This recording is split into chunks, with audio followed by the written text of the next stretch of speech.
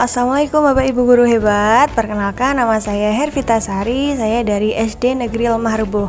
Saya adalah calon guru penggerak angkatan 11 dari Daerah Istimewa Yogyakarta. Pada video kali ini saya akan menyampaikan sebuah kesimpulan dan refleksi terhadap pemikiran Ki Hajar Dewantara, koneksi antar materi modul 1.1. Budi pekerti diartikan sebagai bulatnya jiwa manusia. Dalam bahasa asing disebut juga karakter, yaitu jiwa yang berasas pada hukum kebatinan.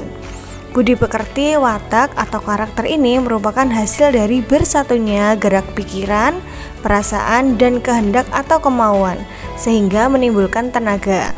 Perlu kita ketahui bahwa budi berarti pikiran, perasaan, dan kemauan, sedangkan pekerti artinya adalah tenaga. Jadi, budi pekerti merupakan sifat jiwa manusia mulai dari angan-angan hingga menjelma sebagai tenaga. Permainan anak adalah pendidikan. Terdapat 3 metode, yaitu metode Montessori, metode Froebel, dan metode taman anak. Nah, metode taman anak ini adalah perpaduan dari metode Montessori dan metode Froebel.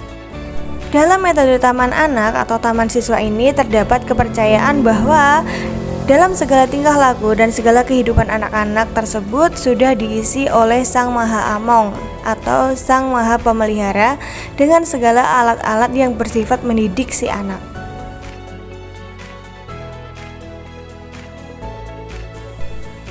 Sebelum saya mempelajari modul 1.1 yaitu tentang pemikiran Ki Hajar Dewantara, pembelajaran yang saya lakukan di kelas adalah membiarkan murid melakukan penilaian dan pembelajaran yang sama untuk semua murid, meninggalkan murid yang tidak mau mengikuti pembelajaran dan lebih mementingkan hasil daripada proses. Bukan hanya itu saja, dalam pembelajaran yang saya lakukan, pembelajaran itu juga berpusat pada guru. Saya kecewa jika murid nilainya jelek dan saya tidak mendengarkan pendapat murid. Terlebih lagi, saya lebih mementingkan praktik daripada kognitif. Setelah saya mempelajari modul 1.1 tentang pemikiran filosofis Ki Hajar Dewantara, saya mulai menyadari bahwa yang saya pikirkan dan pembelajaran yang selama ini saya lakukan masih jauh dari kata baik.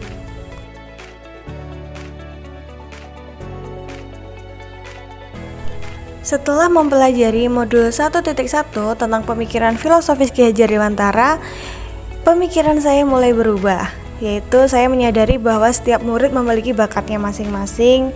Saya mendengarkan pendapat murid dan saya melakukan pembelajaran yang berpusat pada murid, dan tentu saja saya mendampingi setiap proses murid dengan penuh kesabaran.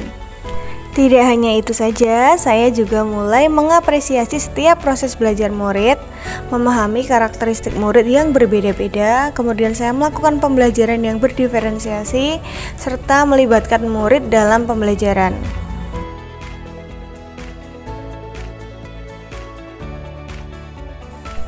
Yang dapat segera saya terapkan agar kelas menjadi lebih baik antara lain yaitu yang pertama, merancang pembelajaran yang menyenangkan dengan metode yang berpusat pada murid. Kemudian saya akan menemani murid dalam setiap proses belajarnya dan tidak meninggalkan atau membiarkan murid.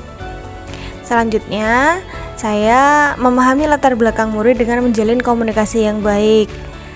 Yang terakhir yaitu menuntun setiap proses belajar murid, tidak hanya menuntut murid untuk bisa. Demikian kesimpulan dan refleksi dari pemikiran Ki Hajar Dewantara pada koneksi antar materi yang dapat saya sampaikan. Tetap semangat, sehat dan bahagia untuk Ibu Bapak Guru Hebat. Terima kasih. Wassalamualaikum warahmatullahi wabarakatuh.